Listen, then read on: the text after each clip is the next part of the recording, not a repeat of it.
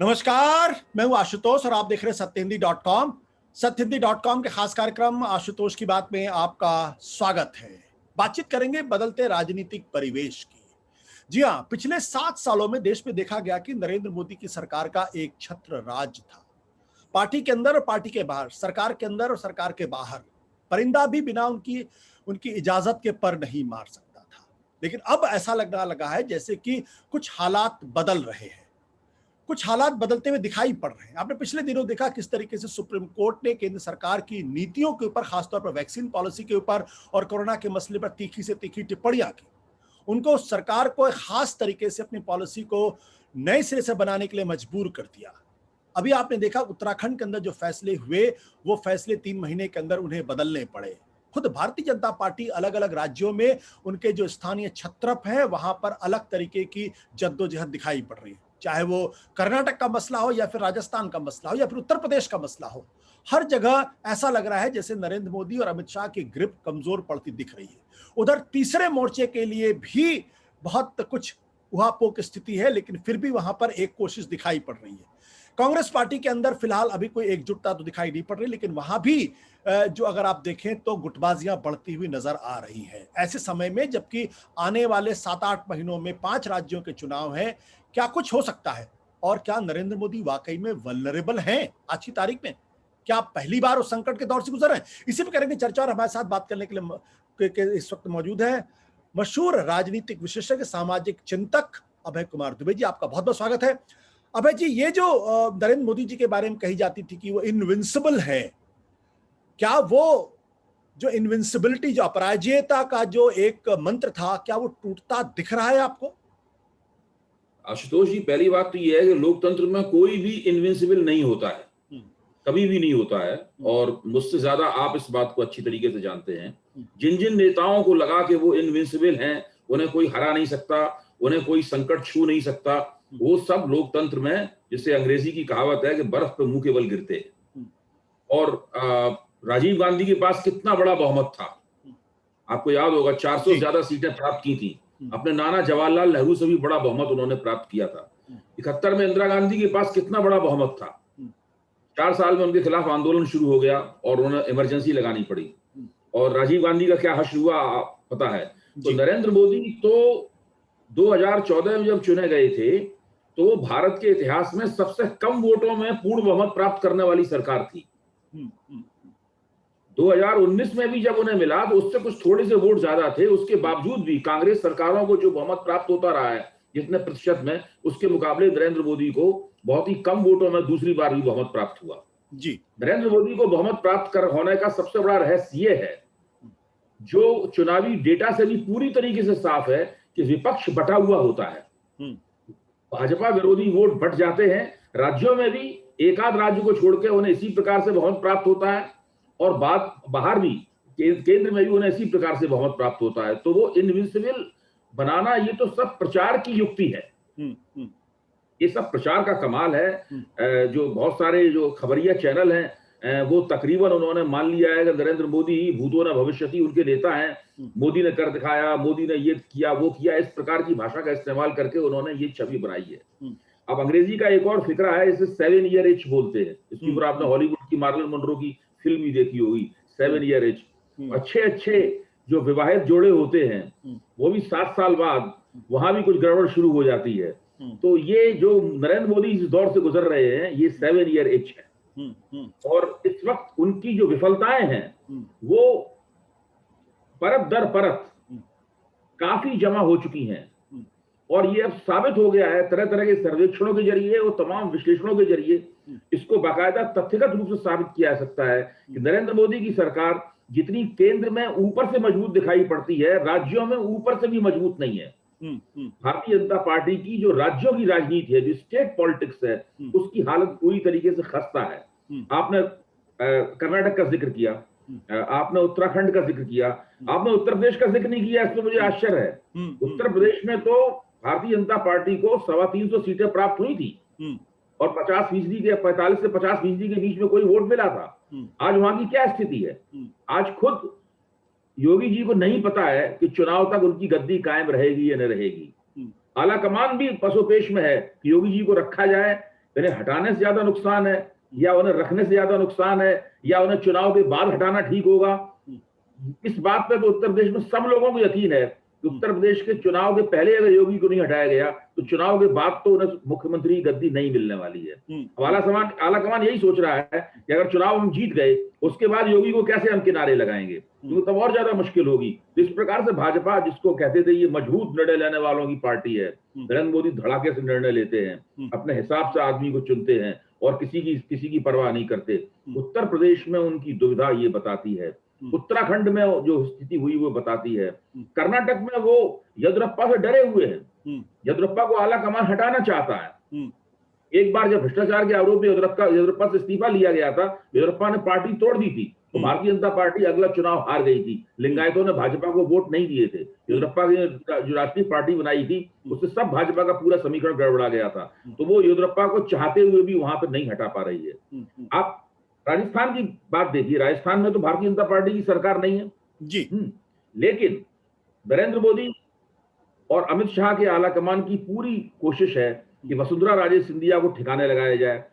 आप नहीं ठिकाने लगा पा रहे हैं। हालत यह है कि जो सचिन पायलट हैं, सचिन पायलट अगर भाजपा में आना भी चाहें तो वसुंधरा राजे सिंधिया उनको नहीं आने देंगी। तो अशोक गहलोत की सरकार सचिन पायलट का उनके खिलाफ विद्रोह या असंतोष और वसुंधरा राजे की भारतीय जनता पार्टी की राजनीति, तीनों मिलकर एक अजीब सी स्थिति वहां पे बन गई है। तो इस वक्त मैं समझता हूं कि राज्यों की तरफ से भी और केंद्र की तरफ से भी भारतीय जनता पार्टी की सरकार संकट में फंसी हुई है। हम लोग अभी इस पे आगे और भी चर्चा करते हैं। इस पे क्या कारण आपको समझ में आता है? क्योंकि नरेंद्र मोदी जी के बारे में कहा जाता था आयरन ग्रिप, टोटल सेंट्रलाइजेशन और किसी को उनके सामने बोलने की हिम्मत का नहीं हो पाना। क्या ये जो कोरोना क्राइसिस है इसकी वजह से वो वल्नरेबल हुए क्योंकि उनका कॉन्फिडेंस दिख गया है, या कुछ और कारण आप इसको देखते हैं? देखिए, टोटल सेंट्रलाइजेशन तो अभी भी है और नरेंद्र मोदी के नेतृत्व को किसी किस्म की चुनौती नहीं है।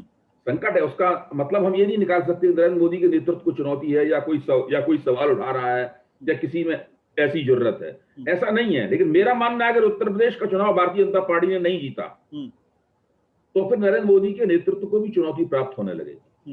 आपको ध्यान होगा कि 2015 में जब दिल्ली और बिहार में भाजपा दोनों जगह बुरी तरह चुनाव हार गई थी तो नरेंद्र मोदी के नेतृत्व को चुनौती मिलनी शुरू हो गई थी। वो चुनौती परामर्शदाता मंडल के नेताओं की तरफ से मिली थी। उन्होंने एक खत लिख दिया था, भाजपा में भगदड़ मच गई थी। अगर उत्तर प्रदेश का चुनाव भारतीय जनता पार्टी नहीं जीत पाया तो इससे भी ज्यादा संगीन घटना नरेंद्र मोदी के नेतृत्व को चुनौती के रूप में हम लोगों के सामने आएगी। आज उत्तर प्रदेश का चुनाव हारने तक नहीं आएगी, मैं इस बात को मानता हूँ। इस वक्त नरेंद्र मोदी संकट में है और उस संकट की तीन सबसे बड़ी वजह है। मैं कहूंगा 4 वजह है, आप इनकी 4 वजह रखिए। पहली वजह यह है कि अभी तक किसान आंदोलन का निपटारा ये सरकार नहीं कर पाई है। ये एक बहुत बड़ा राजनीतिक संकट है जी।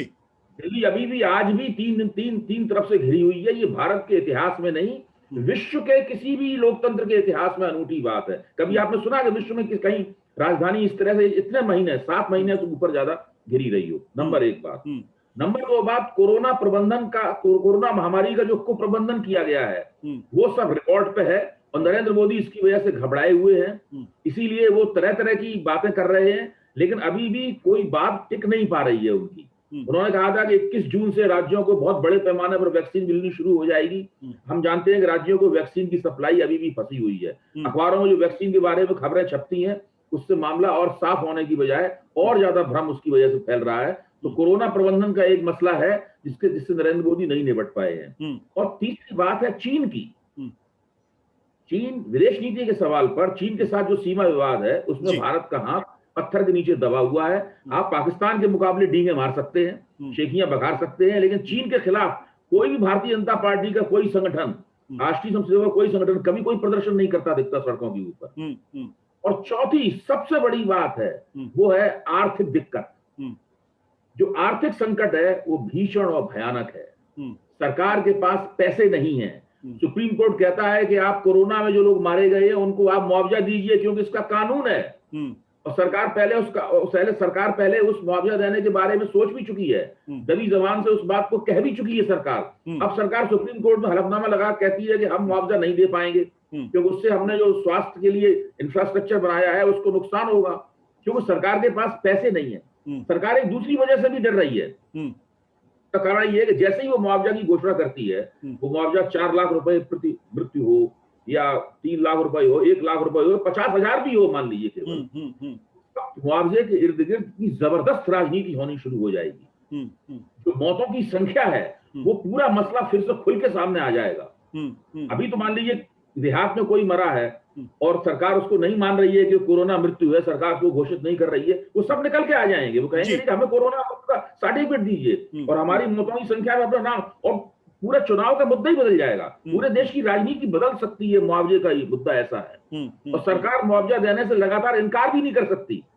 उसके जो प्रवक्ता है, मैंने खुद बहस की है टीवी पर, कोई कह रहे हैं नहीं हम मुआवजा देने के खिलाफ नहीं है, लेकिन मुआवजा देना बड़ा मुश्किल लग रहा है, उसमें ये किस्म की दिक्कतें हैं। तो सरकार के पास पैसे नहीं है।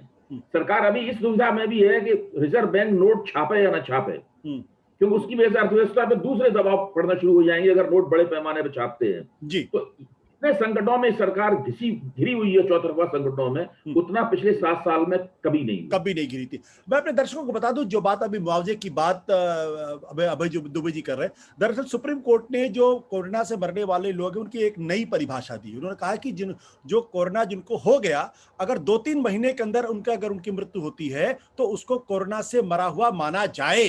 अगर ये परिभाषा अगर बनती है तो इसका मतलब जो अभी 4 लाख लोगों के मरने की बात की जा रही है वो कई गुना बढ़ जाएगी, और तब भारत सरकार का खजाना जो पहले से खाली हो कैसे उसको भरेंगे, ये बहुत बड़ा सवाल है। इसलिए जो अभय जी बात कर रहे हैं इसमें बहुत गंभीरता से हमारे दर्शकों को समझने और जानने की जरूरत है। अब अभय जी मेरा आशुतोष जी छोटी सी बात, आप 4 लाख अगर ये मान लें हम फेस वैल्यू पे कि कोरोना से मरे हुए लोगों की संख्या 4 लाख है और 4 लाख ही रहेगी, हालांकि अभी बहुत बढ़ने वाली है, और अगर हम ये मान लें कि जो इनको 4 लाख रुपए प्रति व्यक्ति मुआवजा मिलेगा, प्रति मृत्यु मुआवजा मिलेगा, तो ये 16,000 करोड़ रुपए हो गया जी पहले से जी। हाँ, और ये 16,000 करोड़ रुपए ऐसी बात नहीं सरकार के पास नहीं है। सरकार के पास एक कोष में जो रुपया पड़ा हुआ है कोरोना से संबंधित, नेशनल डिजास्टर कोष में पड़ा हुआ है, उसमें सरकार 16,000 करोड़ रुपए निकाल के चाहे तो उसको बांटना शुरू कर सकती है। इसीलिए मैं कहता हूं कि पैसे की दिक्कत तो है, लेकिन पैसे की दिक्कत ही एकमात्र ऐसा कारण नहीं है जिससे सरकार कतरा रही है। इसके इर्द गिर्द जो राजनीति होगी वो बहुत, और इसमें विपक्ष को जो पानी प्राप्त होगा, जो बड़े पैमाने पर गोलबंदी इस कोरोना के इस मुद्दे की तरफ होनी शुरू हो जाएगी, और सारी बातें जो दबाई जा रही हैं प्रचार के दम पे वो खुल के निकल कर सामने आ जाएंगी। सरकार इससे घबरा रही है बहुत बुरी। बिल्कुल। अभय जी एक और सवाल है कि उत्तर प्रदेश में पहली बार ये देखने को मिला है कि कोई चीज नरेंद्र मोदी जी करना चाहते हो कर नहीं पा रहे। अब ये बात सर्वविदित है कि योगी आदित्यनाथ को हटाना चाहते थे, उनकी जगह किसी नए को लाना चाहते थे, लेकिन वो नहीं हो पाया। ये योगी आदित्यनाथ क्या उनके लिए नए चैलेंजर बनकर उभर रहे हैं? देखिए, जब योगी आदित्यनाथ को मुख्यमंत्री बनाया गया था तो प्रधानमंत्री पीएमओ और मुख्यमंत्री के बीच में, होने वाले मुख्यमंत्री के बीच में एक समझ बनी थी कि मुख्यमंत्री आप रहेंगे, लेकिन जो उत्तर प्रदेश का शासन जो है वो पीएमओ और सीएमओ की जुगलबंदी के जरिए चलेगा, और 4.5 साल तक ये काम बड़ी हिसाब से होता रहा। अगर एमएलसी किसी को बनाना हो तो केंद्र से जाती थी लिस्ट और योगी आदित्यनाथ उसको बना दिया करते थे। लेकिन जब एक दिन नरेंद्र मोदी ने वहां पर अपने प्री आईएएस अफसर अरविंद शर्मा को उत्तर प्रदेश में भेजा, तब योगी आदित्यनाथ ने उससे एक अलग तरह का मैसेज ग्रहण किया। वो मैसेज सही था या गलत था इसमें हम लोग चर्चा करेंगे अभी। उन्होंने मैसेज ये ग्रहण किया कि अब हमें प्रधानमंत्री पूरी तरीके से ढक्कन बना देना चाहते हैं। जब आला कमान की तरफ से दबाव पड़ा कि इनको आप उप मुख्यमंत्री बनाइए, तो योगी आदित्यनाथ बुरी तरह घबरा गए, क्योंकि साथ में ये भी लिस्ट आई कि इनको कौन कौन से विभाग दिए जाने हैं। वो गृह विभाग दिया जाना है, गोपनीय सूचना वाला विभाग दिया जाना है, ऐसे विभाग दिए जाने हैं जो बहुत ही केंद्रीय महत्व के विभाग होते हैं। इस पे योगी आदित्यनाथ ने इनकार कर दिया। उन्होंने अरविंद शर्मा को मिलने का समय भी नहीं दिया। बहुत बड़ी जद्दोजहद इस सवाल के ऊपर हुई। अंततः अरविंद शर्मा को भारतीय जनता पार्टी का उपाध्यक्ष बनाया गया। वो भारतीय जनता पार्टी के 16 उपाध्यक्षों में से एक है। जिस व्यक्ति को उत्तर प्रदेश का उप मुख्यमंत्री अमित शाह और नरेंद्र मोदी मिलकर बनाना चाहते थे, मजबूरी में 16 उपाध्यक्षों में से एक बनाना पड़ा। और मैं तो ये भी मानता हूं कि राम जन्मभूमि ट्रस्ट में जो भूमि घोटाले का मसला प्रकाश में आया है, उस मसले का उत्तर प्रदेश की योगी आदित्यनाथ और आला वर्सेस आला कमान की जो राजनीति है उससे उसका गहरा ताल्लुक है। गहरा ताल्लुक है। हाँ, मैं उसको अलग अलग नहीं मानता हूं। देखिए किस खास मौके पे वो भंडाफोड़ हुआ, पेपर्स लीक कहां से हुए, आखिरकार कैसे समाजवादी पार्टी और आम आदमी पार्टी को एक साथ वो पेपर्स कागजात मिल गए, और एक प्रेस कॉन्फ्रेंस अयोध्या में होती है, एक प्रेस कॉन्फ्रेंस लखनऊ में होती है, और चंपत राय जी अवाक रह जाते हैं पत्रकारों के सामने, उन्हें कहने के लिए उनके पास कुछ नहीं होता है, और लगातार देखिए उसके अंदर से कुछ ना कुछ दस्तावेज लगातार लीक हो रहे हैं। तो ये अगले 7-8 महीने जब तक उत्तर प्रदेश के चुनाव नहीं आ जाते बिल्कुल सिर पर, तब तक राम जन्मभूमि ट्रस्ट भी पूरा विवादित रहेगा। देखिए राम जन्मभूमि ट्रस्ट में गोरखपीठ का घटक बहुत महत्वपूर्ण भूमिका निभाता है, चाहे वो महंत दिग्विजय नाथ की भूमिका रही हो, चाहे महंत अवैधनाथ की भूमिका रही हो, खुद योगी आदित्यनाथ की भूमिका रही हो। अगर इस वक्त उत्तर प्रदेश की गद्दी गोरखपीठ के हाथ में नहीं होती पूरी की पूरी, तो इस वक्त राम जन्मभूमि ट्रस्ट में जो हो रहा होता है इसकी हम लोग कल्पना भी नहीं कर सकते। बिल्कुल, ये जो भंडाफोड़ हुआ इसका दोनों का ताल्लुक है। बिल्कुल। बट अभय जी, एक सवाल और है इसके साथ साथ। सवाल इस बात को लेकर ये है कि उत्तर प्रदेश के अंदर अगर आप देखें, अचानक आरएसएस के नंबर 2 वो लखनऊ में बैठेंगे, और जो पूर्व नंबर आरएसएस के नंबर 2 भैया जी जोशी वो अयोध्या में बैठेंगे राम जन्मभूमि ट्रस्ट को देते हुए, और आरएस तमाम कोशिशों के बावजूद भी योगी आदित्यनाथ को बदला नहीं जा सका। क्या आरएसएस ने भी ये तय कर लिया है कि योगी को के बहाने वो अपनी लड़ाई को अब लड़ेंगे? देखिए इसमें अभी थोड़ा सा हम लोगों को प्रतीक्षा करनी पड़ेगी और देखना पड़ेगा कि घटनाक्रम किस तरफ जा रहा है।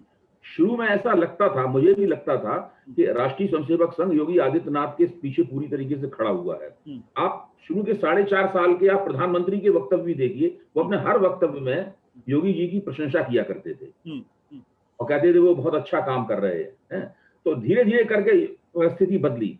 मुझे क्या लगता है कि जब अरविंद शर्मा को वहां भेजा गया तो शायद जो आला कमान है वो ये नहीं चाहता रहा होगा कि अरविंद शर्मा जाकर योगी आदित्यनाथ को अपदस्थ कर दें या पूरी तरीके से उनकी अथॉरिटी को हाशिए पर फेंक दें। लेकिन योगी आदित्यनाथ ने उससे संदेश ग्रहण किया, शायद उनके सलाहकारों ने उन्हें समझाया होगा या और कोई बात रही होगी। कुल मिलाकर एक बहुत जबरदस्त कम्युनिकेशन गैप आला कमान और योगी आदित्यनाथ के बीच में अरविंद शर्मा के भेजे जाने से हुआ, और उसका जो संचित परिणाम आज हम देख रहे हैं जी। अब जब उत्तर प्रदेश में टिकट बांटे जाएंगे उस वक्त हमारे सामने एक बार फिर मौका होगा ये समीक्षा करने का कि वास्तव में योगी आदित्यनाथ की कुछ चुनावों में चल रही है या नहीं चल रही है, बशर्ते उन्हें उस वक्त तक हटा ना दिया जाए। ठीक है। जहां तक राष्ट्रीय स्वयंसेवक संघ का सवाल है, राष्ट्रीय स्वयंसेवक संघ ने पूरी परिस्थिति का पुनरीक्षण किया है, नए सिरे से इस पूरे विन्यास को उन्होंने समझा है। राम जन्मभूमि ट्रस्ट की जो बदनामी हो रही है इससे भी वो चौंका हुआ है बुरी तरीके से, और इसीलिए वो नए सिरे से उसने इसके ऊपर देखभाल करने की, क्योंकि जब नृपेंद्र मिश्र से सवाल पूछा गया इस घोटाले के बारे में, उन्होंने कहा देखिए हमारा काम ये नहीं है जी, हमारा काम चंदे की देखभाल करना नहीं है, हमारा काम ये है कि वहां निर्माण कार्य किस तरीके से चल रहा है। उन्होंने इस पूरे मसले से अपना पल्ला झाड़ लिया, इसलिए राष्ट्रीय स्वयंसेवक संघ को पहलकदमी लेकर वहां पर उनको जिनका आपने जिक्र किया भैया जी जोशी को वहां बैठाना पड़ा, और लगातार उत्तर प्रदेश में भारतीय जनता पार्टी की जो संगठन मंत्री हैं और राधा मोहन सिंह हैं और बीएल संतोष हैं, ये लोग जब से गए हैं वहीं बने हुए हैं जी, और इनकी गतिविधियां क्या हैं, किन से मिल रहे हैं, क्या है, ये सब अभी तक पूरी तरीके से सुपरिभाषित रूप में हम लोगों के सामने नहीं आ पाया है। तो अभी देखना पड़ेगा कि आरएसएस इसके ऊपर क्या मुद्रा अख्तियार करता है। आपसे आखिरी सवाल, ये जो सुप्रीम कोर्ट जिसके बारे में कहा जाता था कि दरअसल उन्होंने पूरी तरीके से सरेंडर कर दिया, जैसे इमरजेंसी के जमाने में इंदिरा गांधी के सामने कर दिया था, अचानक सुप्रीम कोर्ट नए चीफ जस्टिस के आने के बाद से बहुत एक्टिव है और सरकार को कटघरे में लगातार खड़ा कर रही है। यहां तक कि जब वैक्सीन पॉलिसी की बात आई तो सुप्रीम कोर्ट ये भी कहा कि स्मेल द कॉफी, और ये कहा कि आपके पास ना तो विजन है ना ही पॉलिसी है, और कृपया बना के मुझे दिखे और फाइल की नोटिंग मेरे को दिखाई। ये बहुत बड़ा अपने आप में स्टेटमेंट था। और अब जो कॉम्पनसेशन के मसले पर है, ये क्या सरकार के कमजोर होने का सबसे पुख्ता प्रमाण है? देखिए इसमें होता यह है कि लोकतांत्रिक प्रक्रिया से जो सरकारें बनती हैं उनमें अगर बहुमत प्राप्त हो जाए और अपनी पार्टी को सेंट्रलाइजेशन करके वो पूरी तरीके से कब्जे में कर लें, तो फिर उनको लगने लगता है कि वो जो लोकतंत्र के दूसरे स्तंभ हैं उनको भी अपने कब्जे में कर सकते हैं। उनके ऊपर उनको भी कैप्चर एंड कंट्रोल वाली पॉलिसी उनको भी अख्तियार कर सकते हैं। मैं कहता हूं कि भाजपा 3C से चलती है, कैप्चर, कंट्रोल एंड सेंट्रलाइजेशन। तो ये कर सकते हैं, लेकिन ऐसा दरअसल वास्तव में होता नहीं है। ये उनकी दृष्टि का भ्रम होता है, क्योंकि एग्जीक्यूटिव कार्यपालिका के पास बहुत ताकत है, बहुत सारी नियुक्तियां, चाहे जजों की नियुक्तियां हो या किसी की नियुक्तियां हो, करने का अधिकार कार्यपालिका के पास होता है।